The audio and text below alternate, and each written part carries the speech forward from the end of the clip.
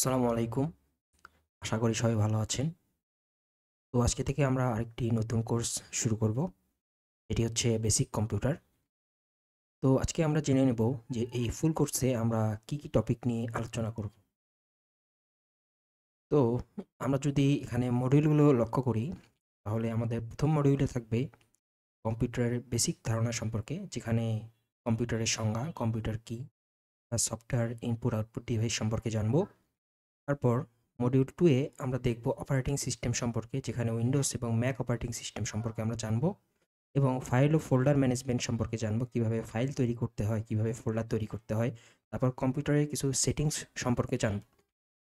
তারপর থার্ড মডিউলে আমরা মাইক্রোসফট অফিসের কিছু টুলস সম্পর্কে জানব, যেমন এমএস ওয়ার্ড আছে, এমএস এক্সেল আছে, এমএস পাওয়ার পয়েন্ট আছে। তারপর 4 নম্বর মডিউলে আমরা ইন্টারনেট ও ইমেল ব্যবহারের যে দক্ষতা বা কিভাবে ব্যবহার করতে হয় সেগুলো সম্পর্কে জানবো। যেমন ইন্টারনেট কিভাবে ইউজ করতে হয়, কিভাবে ব্রাউজিং করতে হয়, কিভাবে ইমেল তৈরি করতে হয় এবং কাউকে ইমেল পাঠাতে হয় সেগুলো জানবো।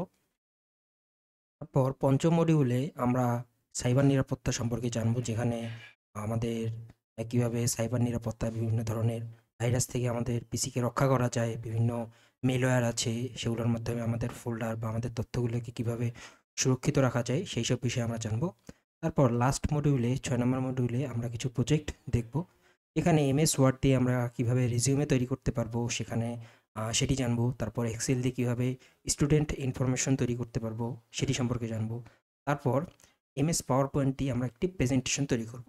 তো এই সব বিষয় আমরা এই ফুল কোর্সে বিস্তারিতভাবে জানবো।